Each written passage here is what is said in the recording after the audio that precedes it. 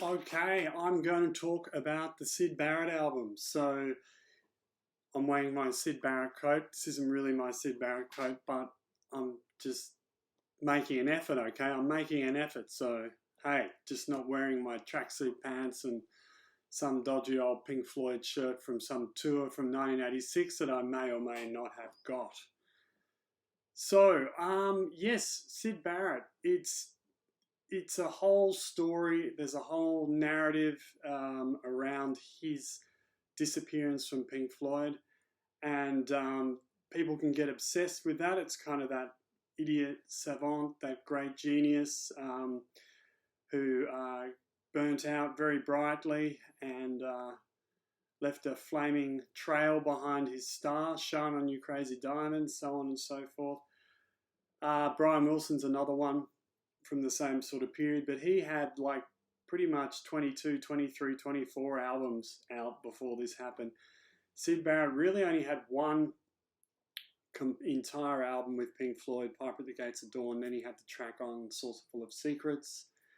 And then he had these solo albums that I'm going to look at now, which some people think are not so good, but I'm going to argue they are pretty good. I think they really hold up next to the other Pink Floyd albums of around that period. So if you're a fan, you definitely want these. So I will get cracking. Just a bit of background. They were both recorded in 1970. So Pink Floyd had done Piper in 67, Saucerful of Secrets in 68, and then they did more in 69 and Ummagumma around the same time that SYD Barrett was doing these two albums, 1970, but they took a long time to do it because Gilmour and Waters were producing the first album especially, and getting studio time at Abbey Road was very difficult. And SYD Barrett was a little bit difficult too, between you and me. So he would famously start a song, then stop it, and sing a completely different song, mumble a lot, break into a guitar solo in the middle, and his timing was all kind of over the shop, which was kind of endearing on the early albums. But Roger Waters was a time perfectionist, and hell, they had that song "Time Off Dark Side of the Moon," so they were big on time and clocks. And SYD would turn up whenever he felt like it.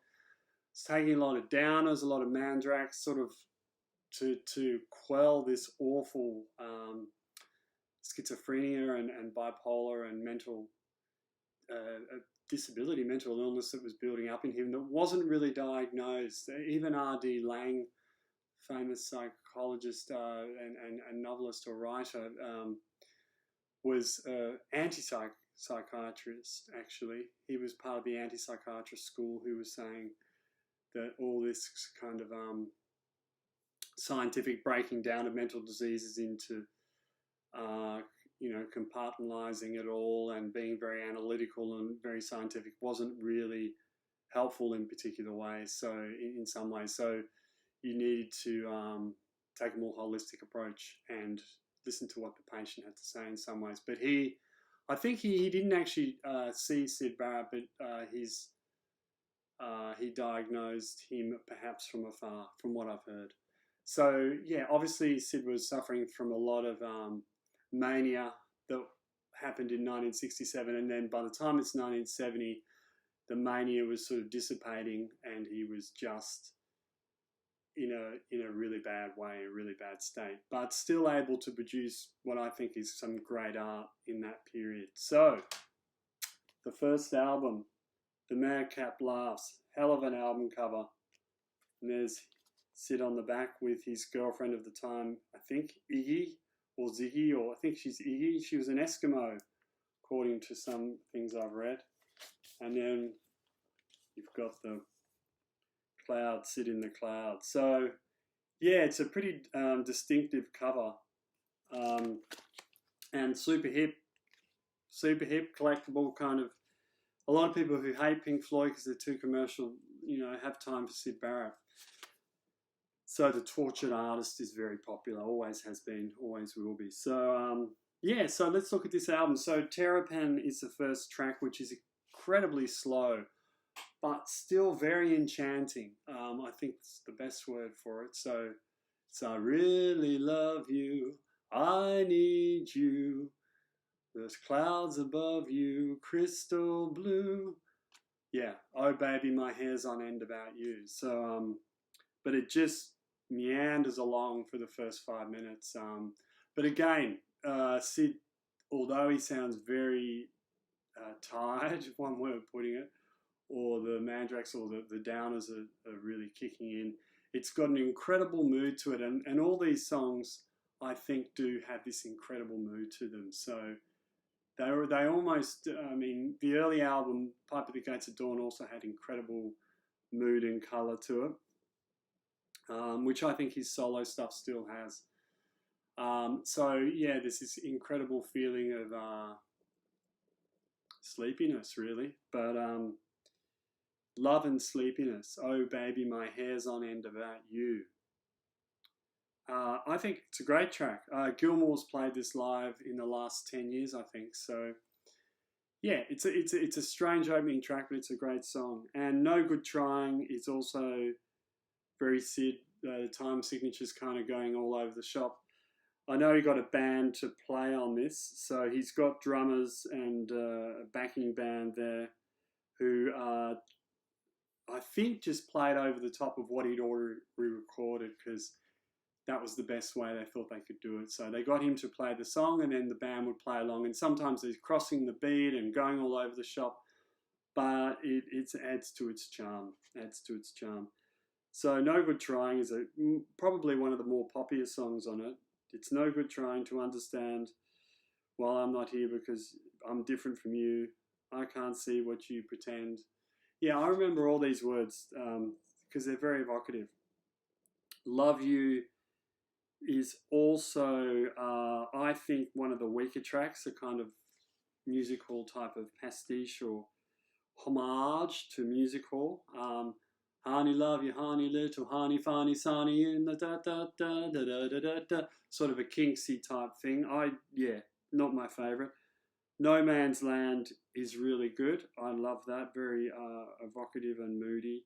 Dark Globe is Roger Waters' favourite track, and I do love that song. That's and I know Michael Stipe from REM loves it too.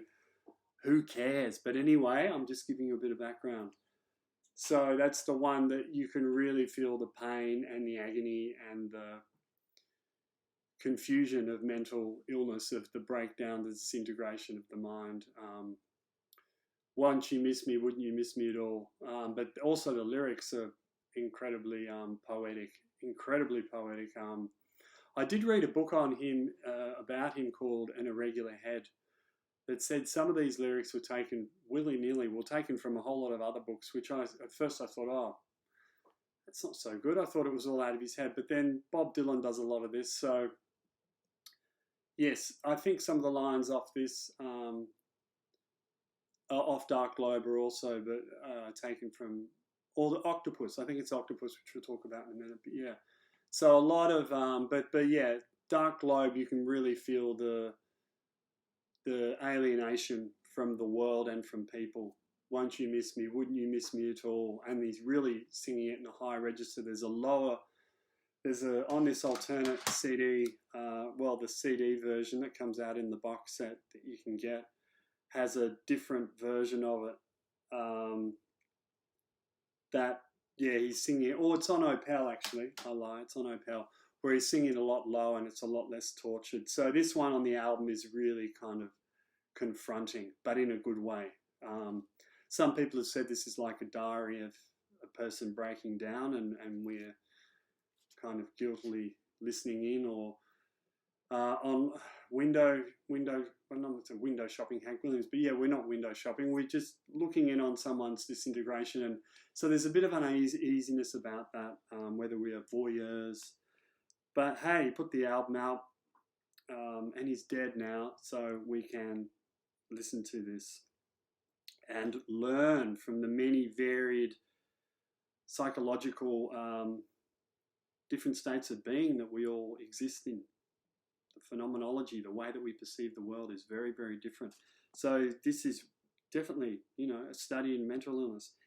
Here I Go is also a nice track, just finishing off that first side. So yeah, there's nothing distinctively mad, though the album is called The Madcap Laughs. About the first side, I wouldn't think, except for perhaps maybe Dark Globe. But the second side's where it really starts to take a turn. Octopus was the single, or if there was a single, it was definitely the track that sounded more poppy. And I mean, it's a wonderful song. There's different versions of that too. But wouldn't it good to be lost in the wood? Wouldn't it be sad in the wood? I missed you more than I thought. Honeysuckle.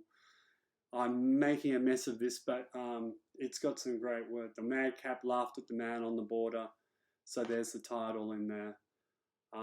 Please keep us here. Close our eyes to the octopus ride. Very poetic. Again, this is a song there we did lift a few lyrics from a poem from the past. But because they're so hey ho, what the border, something kangaroo, she cried. So yeah, it sounds mad, but in a good way. It's poetic and not poet. So many people think of poetry or poetic lyrics as being lyrics that rhyme, but to me, poetry and poetic images are exactly that. Something that's uniquely original, conjuring up a picture in your head. You know, using language in a way that hasn't been done before, writing a unique phrase, even two words. That's poetry, not just rhyming something. So there's some awful poetry that just doesn't have poetic language in it. So poetic language really has to be something that's reaching a bit and conjuring up some new phrases and language. And the octopus definitely does that. Probably one of the best tracks on it. Golden Hair, again, that's off James Joyce. Now, I was reading these recently. They're called, they're almost songs that he wrote. Apparently he had a good voice, but of course we don't have recordings of James Joyce singing. But yeah, again, a person who, there's a poet, James Joyce, who really understood language and constantly conjured up interesting phrases and words, and by the time we get to Finnegan's Wake, it's just crazy and very, not crazy, it took 17 years to write it, but because he was a master of 5 languages, extremely difficult to understand Finnegan's Wake unless you understand ancient Greek and French, all the European languages, and even Ulysses is tough, but I think Ulysses is a wonderful book, and especially the first part of it, and even the last part. There's a scene in the pub in Ulysses that just goes on and on and on, that stream of consciousness writing that you either get into or you don't, but that's very, very difficult. But SYD Barrett actually, yeah, he's definitely using that stream of consciousness writing, which I argue would go back to Tolstoy, the end of Anna Karenina. Anna, just before she throws herself under the train, Tolstoy writes exactly every thought that's passing through her mind, which was unique. As far as I think that's true, that no one else had really written in that way before. And Joyce, of course, picked that up and ran with it with Ulysses, where the whole story, which is one 24-hour day in the period of Leopold Bloom, the everyman Irishman in Dublin. There's that one day, but you are privy to every single thought in his head, and you could say that's madness. One of my professors at uni said it's just schizophrenic writing, but I think it's really kind of interesting to have someone of his caliber, of his intellect, to write down everything that they're thinking in their heads, and you get the feel of, yes, this is really a good understanding of what it feels like to be alive in someone's head. We all walk along and have this stream of consciousness. So what am I talking about with Barrett? Well, obviously mental illness, and especially schizophrenia, and it's acid-induced mental illness, which it's very, it's very hard to argue that it would be anything else, but there might have been some underlying mental history in his family, but it doesn't seem to be. But yeah, I know that it does come out from people I know that you don't have to have a prior history in your family. But so acid's not good in some ways, but it opens up the mind to this freedom, opens up the mind where the unconscious is almost we have an ego in it and an unconscious, and our unconscious is blocked a lot of the time. Of course, we control it with our conscious thoughts. So Freud famously talked about the praxis, or the Freudian slip, where suddenly you might say something accidentally, but really you're saying what you really feel that's coming up from your unconscious. And we're all driven by unconscious desires and things. In fact, you could argue 70% of our behaviour is driven by our unconscious, and we only have 20–30% of control, but we don't realise this. So acid and mental disintegration gets rid of that gateway that Jung talked about to the unconscious. So we're literally just streaming directly, plugged directly into our unconscious, like a dream. And there's very much a dream element to the lyrics in this album, and even the songs and the sound that Sid, where he's moving continually from one thing to another, not consciously trying to frame everything. Almost like following Nietzsche's terminology, where the Dionysian overpowers the Apollinian. So the Dionysian is the life force, the unconscious, overwhelming kind of very necessary life force, the earthy, unhinged, unregulated life force that comes up from our unconscious. And then the Apollinian is to do with the dream state, the order mainly, to do with framing, trying to make some sense and order of that chaos, the chaos of the Dionysian. And again, Freud talked about human beings being constantly in a battle between chaos and order, trying to, find that middle ground between those two, because we obviously need both. If everything's too ordered, as William Blake said, poison comes from standing water. So, and he not busy born is busy dying, Bob Dylan. So this idea that if we're not constantly moving and changing, and we're too ordered and structured, then we lose our life force. But that if if our connection's too strong with the Dionysian, then we also have this inability to complete any tasks or do anything, create and also to create some kind of sense, which is what you could argue human beings are trying to do, consciously trying to create some sort of sense, some art, some feeling, some even things as relationships, trying to make sense of it, being aware of our behaviour and trying to adapt to our sociological reality around us, people around us, our social situation.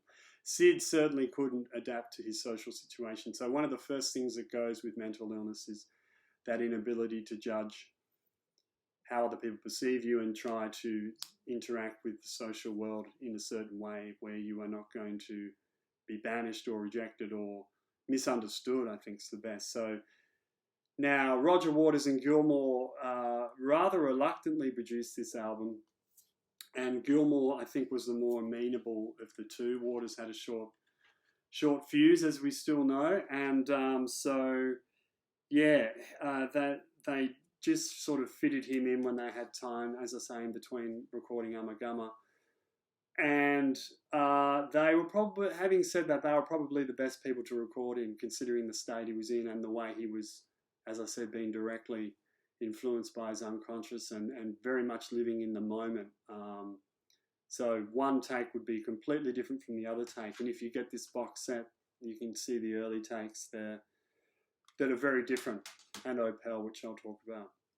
So Golden Hair, James Joyce, wow, that was a bit of a digression, is an incredible poem, chamber music. That's where it came from. So Joyce wrote all these poems, and again, he had an incredible ear for poetry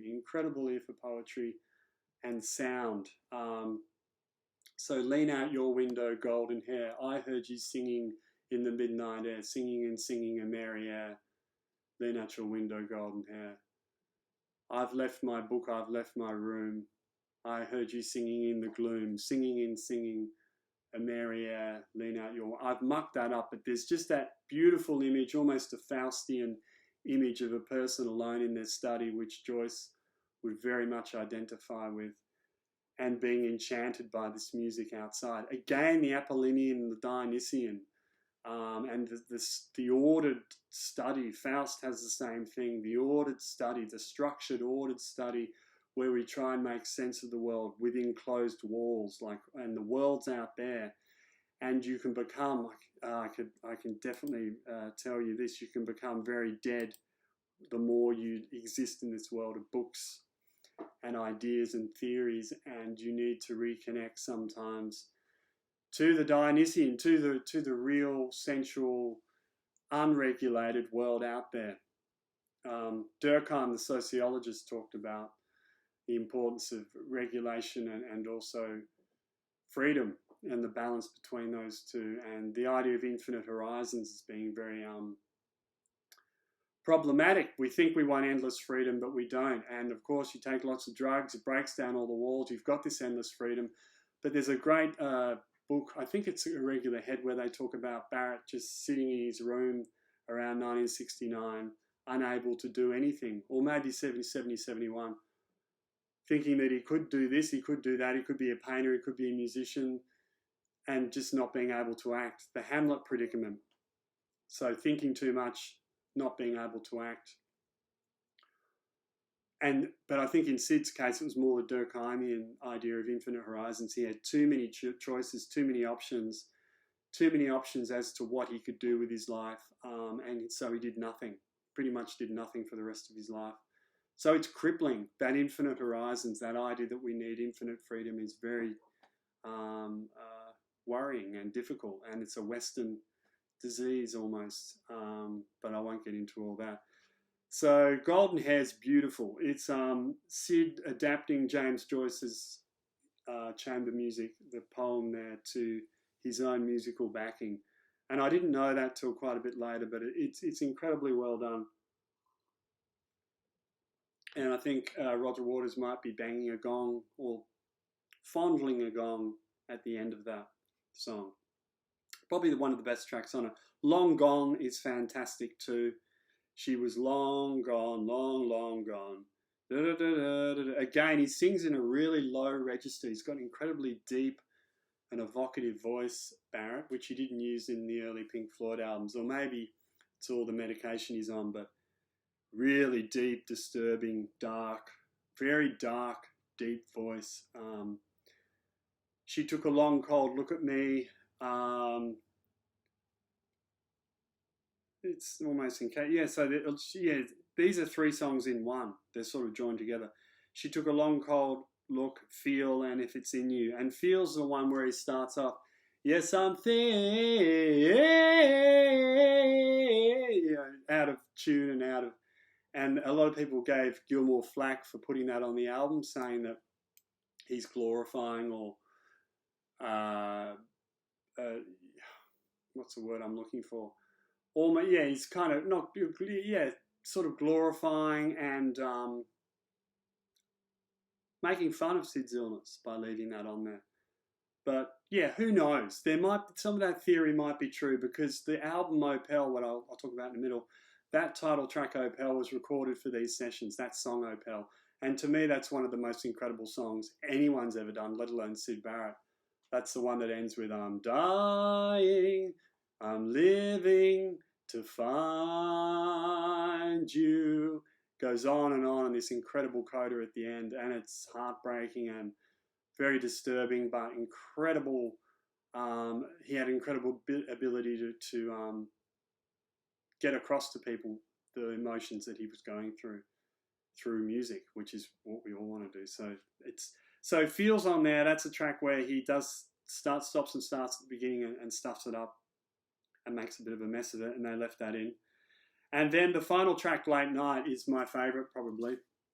That's just remarkable mood created in that.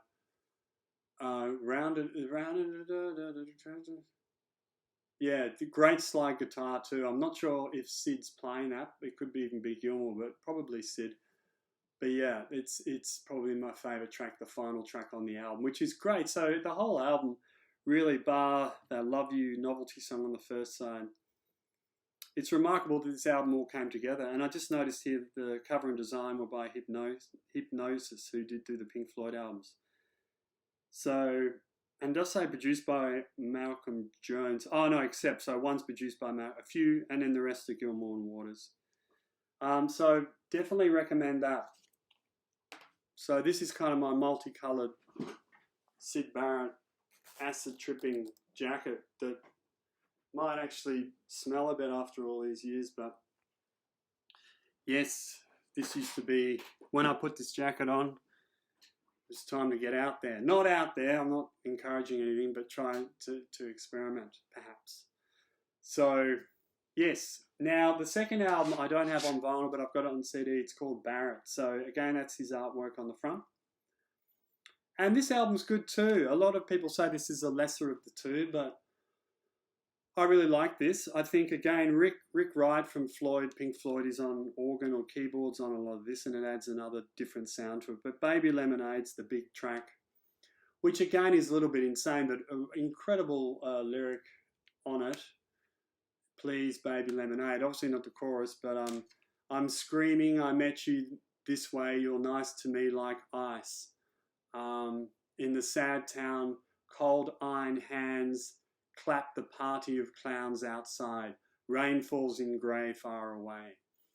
So, yeah, incredibly evocative lyrics on this. And the sound on it's very almost Pink Floyd-y, but much more structured than anything on the first album. So it's almost like what you could call a hit, but it certainly wasn't. And then Dominoes is the other standout track off this album.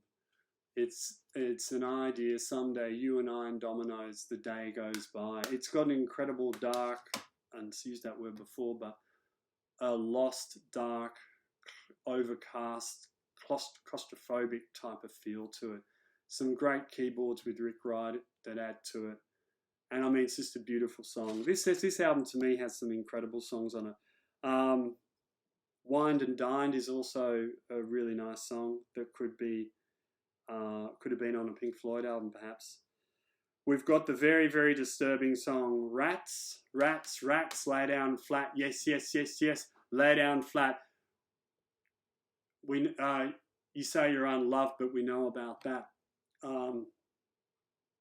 Yes, so I think maybe Barrett is channeling his own isolation and alienation into the way that rats feel and putting it into song, which again is really something. And it's a very schizophrenic, schizoid song that jumps around a lot, but there's a version on Opel that's even more compelling and out of control. But the one on this is pretty good too.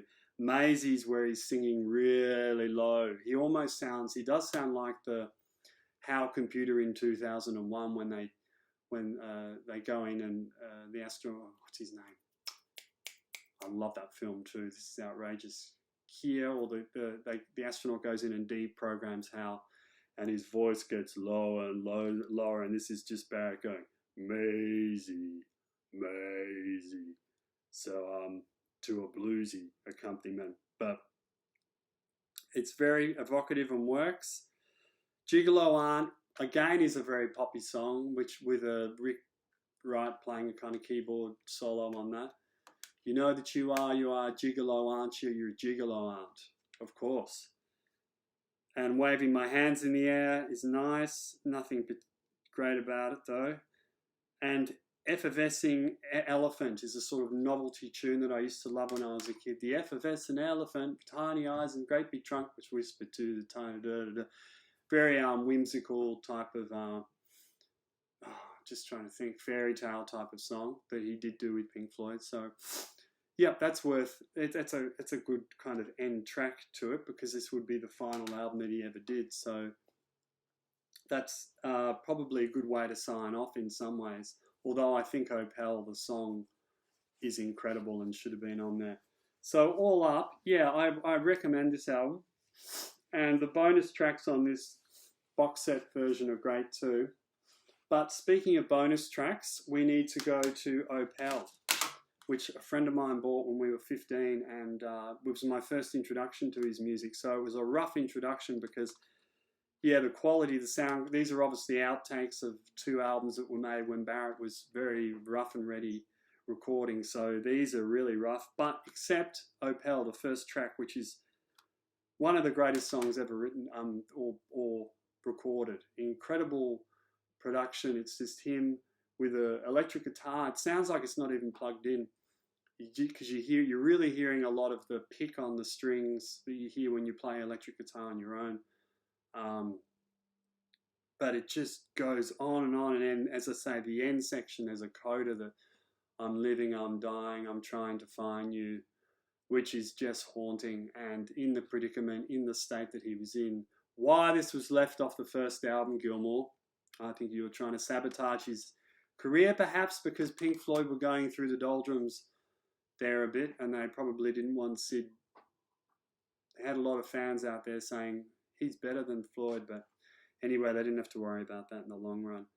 So what else has it got on it? Clowns and Jugglers is an early version of Octopus that's pretty good, actually. Rats is really good and scary. Golden Hair stripped back is great. Dolly Rocker's pretty cool song. She was a Dolly Rocker. The Word song is just him stringing together a whole lot of words, which is kind of beguiling or annoying, depending on what mood you're in. Another version of Wind and Dine. Swan Lee is this great kind of jammy song, like an Interstellar Overdrive of some sort, but with a sort of American Indian feel to it. But yeah, Adam Ant might have been influenced by that. Birdie Hop, not his greatest work. Birdie Hop, he hop along. Let's Split, Lanky Part 1. Wouldn't You Miss Me is the early version of Dark Globe. So that's really different and good, but doesn't have the tortured yearning of the album, of the cut-off Madcap Laughs, but it's lower and probably more radio friendly, if any of this was ever going to be played on the radio. Milky Way is, yeah, not great, and then another version of Golden Hair, which is also good. And then there's actually outtakes on the album of outtakes, so make of that what you will. But yeah, and the FFS and Elephant's better on this. This comes, so recommended that. And lastly, this is the album I first bought, the Peel Sessions.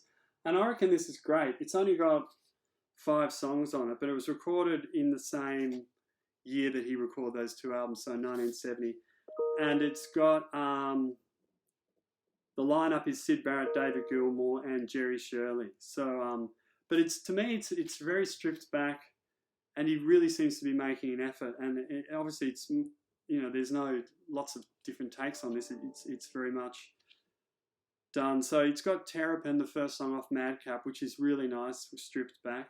Gigolo Aunt, which again, I think there's congas on it or bongos, and it's not so keyboard driven, and that's still good. Baby Lemonade, which is my favourite track off the second album's on it, and it's a great version of that. FFS and the Elephant is better on this than it is on the album. It's too murky on the album. It's got a French hornet or something, or trombone, or anyway, I much prefer this one without the effects on it.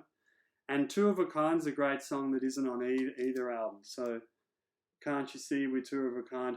There's a rumour that I read that Rick Wright wrote that song. Who knows some Floyd expert will be able to tell me about that. But yeah, anyway, Two of a Kind is really a lovely song and sort of could have fitted into one of the actual albums. So you do need that. And that actually, I got it on an album, but I think it has come out on CD. It's very hard to get.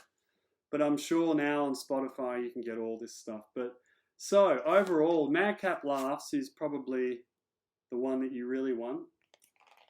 And the Peel Sessions. Oh, look, you want all 3. There's only 3 albums. And you probably can live without Opel. But no, you need Opel because you need the actual song Opel. And you don't get it off Spotify. So that's the Syd Barrett party pack there. And again, 1967, he kind of lost out on Pink Floyd, did one song, Jugland Blues, maybe a bit of guitar on Set the Controls. So, and then, yeah, I've read quite a few books on him. It's really sad. He kind of booked himself into a very expensive hotel in London and lived there for a year, and then moved into the Chelsea Hotel, which is not the Chelsea Hotel. I'm thinking that's Bob Dylan. Anyway, a hotel in England that was also quite well-to-do, and he burned through all his royalties and, yeah, kind of ended up in a really bad way, put on heaps of weight and shaved his hair off and his eyebrows, and famously visited Pink Floyd when they were recording Shine You Crazy Diamond. And there's photos of that where he looks, yeah, you can only see in the eyes that it's Syd Barrett. But then later on, he lost quite a bit of weight, and you still looked a bit mad and bald, and but you could see that it was Syd Barrett again. He was a very attractive man, obviously, early on. So it's a very sad story. And again, it's also a story that sort of belies or underlies the fact that the people who, really tap into their unconscious or their genius and go with it and don't restrain themselves are the ones who burn out very quickly. And it's the methodical, Weber would talk, the regulated, rational workaholics like the Roger Waters who just chip away at something, the Nick Caves, chip away at something, whatever limited talent they've got. I'm not saying either of Nick Cave or Roger Waters have limited talent. They're obviously, but maybe at the beginnings they seem to not be great singers, not great songwriters, very limited abilities on their instruments, but through just methodically working at the craft of songwriting, they made an incredible their longevity, incredible long collection of albums, and they got better and better at their craft. And people tended to overlook their lack of singing ability or less so, and they just became unique in their own way. So there's not one's better than the other, but there's something very attractive about someone who's just been overwhelmed by their talent at a young age and is able to express it and goes right to that outer limit. I will talk about Brian Wilson with the Smile album as being someone else, but his subsequent life after Smile is pretty depressing too, same way as Syd Barrett, but at least he's still alive and has still been able to perform and do other things. So there you go. There's the Syd Barrett album. So again, we can they come around the time of Ummagumma, Adam Hart Mother actually, and a bit of more. So that's the kind of period that they came out. And then after that, there were rumours. David Bowie gave a lot of money to Barrett's mother, I think, to try and to buy him studio time. And I think he did go into the studio, maybe it was Bowie's money in 74, 75 or something around it, and just recorded some really bad blues jams that he got. I mean, he wasn't playing the guitar much. He got into painting. So, but people just desperately wanted him to come back with the great album. So the story, the narrative, people love that narrative of someone like Brian Wilson who gets completely out there and lost, or Bob Dylan, and then comes back and says, I still got something. Well, Bob Dylan more than Brian perhaps, but yeah, Brian did redo Smile, but Dylan coming back with Blood on the Tracks and then that whole period up to about 81 was saying, I'm still in business here and I haven't burnt out. But if Dylan had died in 1966 after Blonde on Blonde, the motorcycle accident, he would have been the same kind of archetype of this mad genius who burns out too early like Syd Barrett. So, yeah, and of course Pink Floyd, Dark Side of the Moon, Wish You Were Here, The Wall, all about Syd Barrett.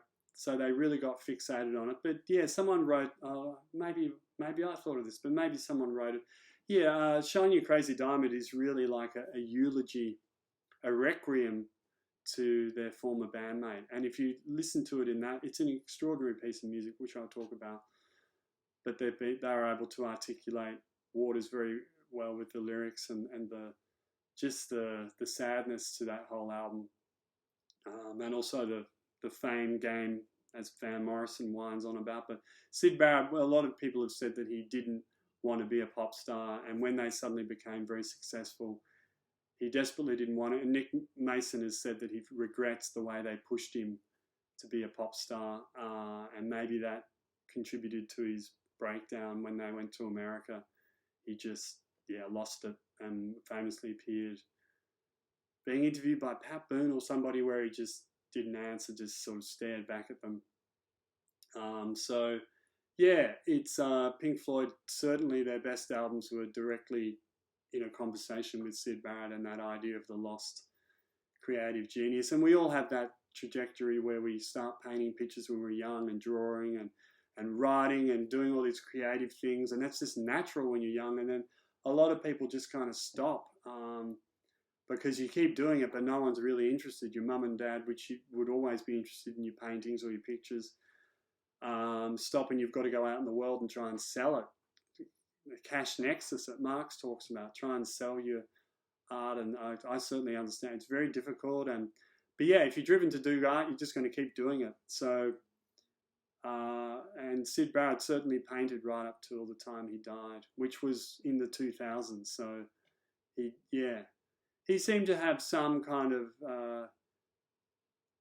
not a good life, but a life that was much living with his mother, and had all his needs met. Pink Floyd made sure the royalties kept going to him, and when they did the Greatest Hit album, Echoes, they put a lot of Syd Barrett songs on that, so the royalties would flow over to him. So I think Gilmour obviously feels a bit strange replacing Barrett, and having known him as a friend, and yeah, in a lot of ways they were good to him.